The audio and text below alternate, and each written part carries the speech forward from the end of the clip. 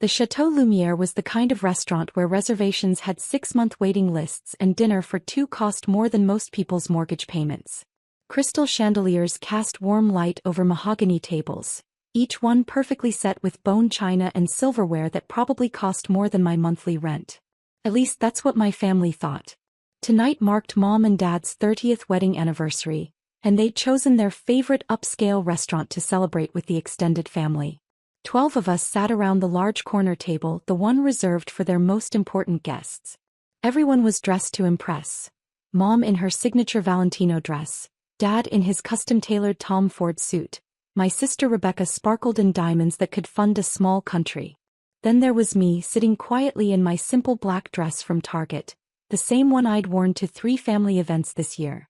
Not because I couldn't afford better, but because I'd learned long ago that my family needed someone to look down on, and I was happy to play that role. Sarah, darling, Mom's voice rang across the table as the appetizer course arrived. How's your little shop doing? The entire table turned their attention to me. Uncle Philip adjusted his glasses with barely concealed amusement. Aunt Catherine leaned forward like she was about to watch her favorite reality show. Rebecca smirked behind her wine glass, already knowing where this conversation would lead. It's going well, I said simply, cutting into my seared foie gras. The same foie gras that cost $85 per plate, though they didn't know I knew that. A flower shop, Dad chuckled, shaking his head. 32 years old, Harvard MBA, and she's arranging bouquets for grocery stores. It's actually wedding and event florals, I corrected gently. Same thing, Rebecca interjected. Small business, small dreams, small life. At least someone at this table is living within their means, right, Sarah? The table erupted in polite laughter. These people loved their little jokes at my expense. Speaking of living within means, Mom continued, her voice taking on that particular tone she used when she was about to deliver what she thought was a devastating observation. Look around this restaurant, Sarah. Really look at it. I glanced around obediently. The hand-painted frescoes on the ceiling, the imported Italian marble floors, the wine cellar visible through glass walls that held bottles worth more than most cars. I'd studied every detail of this place extensively over the past 6 months. This is what success looks like, she continued. The owner of this restaurant, Jean-Claude Bernard, is a real entrepreneur. He built an empire. Multiple locations, a cookbook deal, a television show. That's the kind of vision and ambition that creates generational wealth. The kind of vision you'll never have, Dad added, raising his glass. Some people are just born failures, Sarah. There's no shame in accepting your limitations. Uncle Philip nodded sagely. It's actually admirable in a way. Not everyone can be a winner. Society needs people to work the small jobs, run the little shops. Someone has to arrange flowers for other people's success stories. I took another bite of the foie gras and nodded. You're absolutely right. This restaurant is incredible. See. Mom gestured around the table. She agrees. You'll never own anything like this restaurant, Sarah. Places like Chateau Lumiere represent a level of sophistication and business acumen that's simply beyond some people's reach. The average person, Rebecca added, has no idea what it takes to run a high-end establishment like this. The connections, the capital requirements, the sheer complexity of the operation. It's not like arranging flowers for wedding receptions. The conversation continued along these familiar lines as the main course arrived. Wagyu beef that melted on the tongue, lobster flown in fresh from Maine that morning, wines selected from the restaurant's legendary cellar. Each dish was a masterpiece, which made sense considering I'd personally approved every menu item over the past year. The wine selection alone, Aunt Catherine was saying, probably costs more than Sarah's entire annual inventory. Speaking of wine, Dad said, examining his glass of 1998 Bordeaux, this bottle probably costs $400. That's more than most people spend on groceries in a month. It's actually $600, I said quietly. Everyone stopped talking and stared at me. I'm sorry. Mom's voice was sharp. The wine. It's $600 per bottle. The 1998 Chateau Margaux. It's one of their premium selections. Dad frowned. How would you possibly know that? I noticed it on the wine list, I said with a shrug. I like to see what things cost. Probably gives her anxiety attacks, Rebecca whispered loudly enough for everyone to hear. seeing what successful people can afford. The laughter that followed was more uncomfortable than amused. Something about my knowledge of the wine prices had shifted the mood slightly, though I couldn't tell if anyone else had noticed. Well, Mom said, recovering quickly, at least you're realistic about your place in the world. That's more than most people your age can say. My phone buzzed quietly with a text from my property manager. Final walkthrough complete. All documents ready for signing as planned. I typed back discreetly, perfect. Have James bring them at 8:30 exactly. Are you texting during our anniversary dinner? Dad's voice carried disapproval and amusement in equal measure. Just confirming tomorrow's flower delivery, I lied smoothly. See what I mean? He said to the table. Small business, small problems. While we're enjoying a sophisticated evening out, she's worried about tulips and carnations. Actually, Uncle Philip said, warming to the theme, I think it's important that Sarah understands the difference between her world and ours. Places like this represent serious money, serious business, serious success. The kind of establishment that requires millions in startup capital and decades of experience in fine dining. Exactly, Mom agreed. The owner, Jean-Claude, is a real visionary. He started with nothing and built this empire through pure talent and determination. That's what separates people like him from people like. She gestured vaguely in my direction. People like me, I finished helpfully. Well, yes. There's nothing wrong with knowing your limitations, darling. Not everyone can be an entrepreneur. I checked my watch. 8:28 p.m. Almost time. The real difference, Rebecca was saying, is scale of thinking. Sarah thinks about individual wedding bouquets. Jean-Claude thinks about hospitality empires, brand expansion, market positioning. It's just a completely different level of business sophistication. The real estate alone, Dad added, this building is probably worth $15 million. Prime downtown location, historical significance, fully renovated to 5-star standards. That's the kind of investment that requires serious capital and serious vision. Actually, I said, taking a sip of the expensive wine, it's worth $18.2 million. The historical designation adds about 20% to the base value. Another uncomfortable silence fell over the table. How could you possibly know that? Aunt Catherine asked, her voice suspicious. Before I could answer, our waiter appeared beside the table. James had worked at Chateau Lumière for 8 years, and I'd specifically requested him for tonight's service. Excuse me, he said politely, Ms. Williams. Every head at the table swiveled toward me. Yes, I said as if I had no idea what was coming. The ownership papers you requested. He placed a thick manila folder beside my plate. Everything's been notarized and filed with the city as of 6 p.m. today. Congratulations on your purchase. The silence that followed was so complete I could hear the kitchen staff preparing dishes 2 rooms away. Mom's fork was frozen halfway to her mouth. Dad's wine glass tilted dangerously in his suddenly unsteady hand. Rebecca's face had gone completely pale beneath her carefully applied makeup. Purchase. Mom's voice came out as barely more than a whisper. I opened the folder and glanced through the documents, even though I'd reviewed them dozens of times over the past month. Property deed, business license transfers, liquidity agreements, staff contracts. Everything looks correct. Sarah, Dad said slowly, what exactly are those papers? The ownership documents for Chateau Lumière, I said, closing the folder. I bought it 6 weeks ago.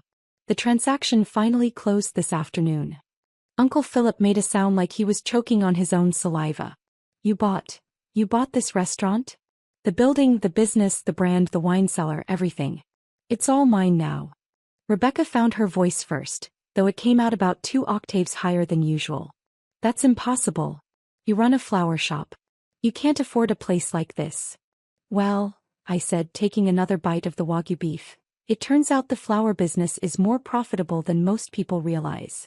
How much? Dad's question came out like a croak. $18.2 million for the real estate, another $4 million for the business assets and inventory. $22.2 million total. Mom's wine glass slipped from her fingers and shattered on the marble floor, sending Bordeaux splashing across her Valentino dress. $22 million? Aunt Catherine whispered. For a flower shop owner? I smiled and signaled James, who immediately appeared with a cloth to clean up the spilled wine. The flower business was just the beginning. Williams Hospitality Group now owns 17 restaurants across 5 cities, 2 hotels, a catering company and an events planning firm. Chateau Lumiere is actually our smallest property. The table sat in stunned silence as James efficiently cleaned up the wine and replaced Mom's glass. Around us, other diners were starting to notice our table's sudden quiet intensity. 17 restaurants? Rebecca's voice was barely audible. 19 as of next week. We're acquiring 2 properties in Miami. Dad cleared his throat, his business instincts finally kicking in despite the shock. Sarah, this is incredible news. We had no idea you were involved in anything this substantial. You never asked, I said simply. Every time I tried to talk about work, someone made a joke about flower arrangements. So I stopped talking about work. But the flower shop Mom started is real. It's also my smallest business. I started there because I wanted to understand hospitality from the ground up. Wedding florals led to event planning, which led to venue management, which led to restaurant acquisition. Each business taught me something new about the industry.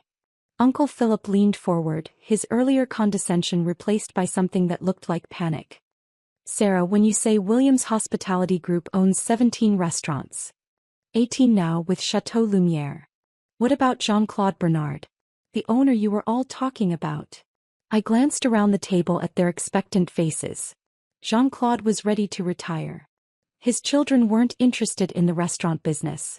When Williams Hospitality made an offer, he was actually relieved to find a buyer who understood his vision for the brand. So you're... Dad swallowed hard. You're his replacement? I'm the new owner, yes. Jean-Claude is staying on as executive chef and brand consultant, but Williams Hospitality Group owns and operates the restaurant now. Rebecca's jewelry caught the light as her hands trembled slightly.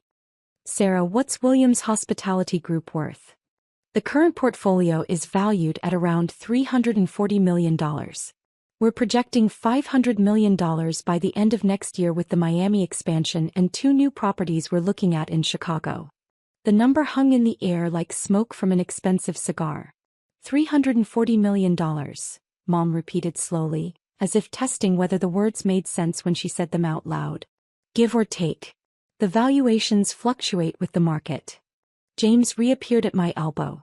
Ms. Williams, Chef Bernard wanted me to tell you that the special dessert course is ready whenever you'd like it served.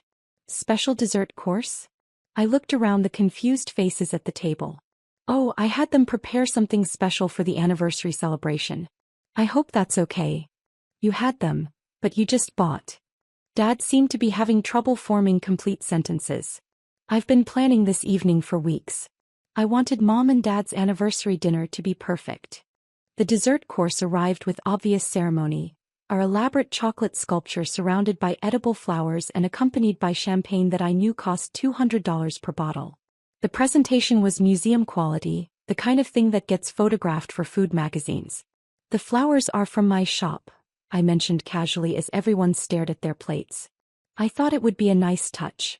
Mom looked up from her dessert with tears in her eyes. Not happy tears, something more complicated. Sarah, why didn't you tell us? All this time we thought, we treated you like a failure? I finished gently. I know. You made that very clear at every family gathering for the past 5 years. But we didn't know, Rebecca protested. If we'd known you were successful, you would have treated me differently, I agreed. That's exactly why I didn't tell you. Uncle Philip frowned. I don't understand. I wanted to know who you really were, I explained. When you thought I was just a flower shop owner struggling to make ends meet, you showed me exactly how you treat people you think are beneath you. Every condescending comment, every dismissive joke, every time you ignored me at family gatherings, that was the real you. The table fell silent again, but this time it was a different kind of quiet. Not shocked silence, but the uncomfortable quiet that comes when people realize they've been caught being their worst selves. Success doesn't change who people are, I continued. It just reveals who they were all along. You're the same people who spent years making me feel small and worthless. The only difference is now you know I was never small or worthless to begin with. Dad cleared his throat. Sarah, I think there's been a misunderstanding. We were trying to motivate you, to encourage you to reach for more. By calling me a born failure? By saying I'd never amount to anything? By laughing about my limitations? Mom reached across the table toward my hand. Darling, we love you. We're family. We should celebrate this amazing success together. I pulled my hand back gently. 5 minutes ago, you were explaining why I'd never be capable of owning a place like this. You were using this restaurant as an example of everything I could never achieve. But now we know better, Aunt Catherine said desperately. Now we can have a real relationship based on mutual respect. Mutual respect, I repeated thoughtfully. Where was that respect when you thought I was poor? James appeared again, this time with the check presented in a leather folder. He placed it discreetly beside Dad's plate. Oh, that won't be necessary, I told James. The meal is complimentary, obviously. Owner's privilege. Dad opened the folder anyway and his eyes widened when he saw the total. $1,200, he whispered. For 12 people, that's actually quite reasonable for a restaurant of this caliber, I said. Though I suppose it doesn't matter now since it's my restaurant. I stood up from the table and picked up my Target purse, the same purse they'd been making fun of earlier in the evening. Thank you all for coming to celebrate Mom and Dad's anniversary, I said. The dinner was lovely.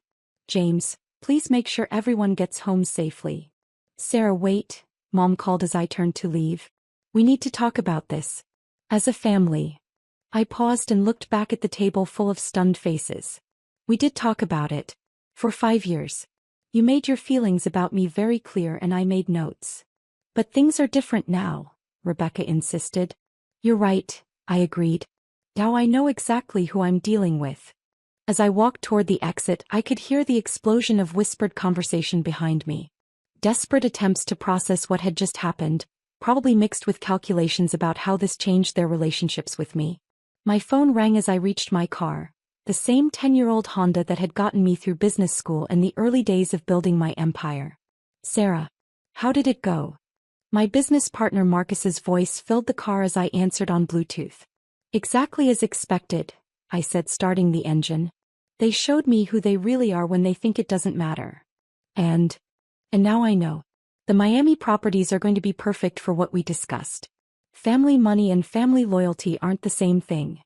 Speaking of family, Marcus said, your cousin Jennifer called the office today. Apparently she heard about the acquisition through some industry contacts. She wants to discuss family investment opportunities. I laughed as I pulled out of the restaurant's parking lot. Jennifer hasn't spoken to me in 3 years. Let me guess, she's suddenly very interested in my little flower business. That's the one. Should I take a message? Tell her I'm arranging bouquets for grocery stores. She'll understand.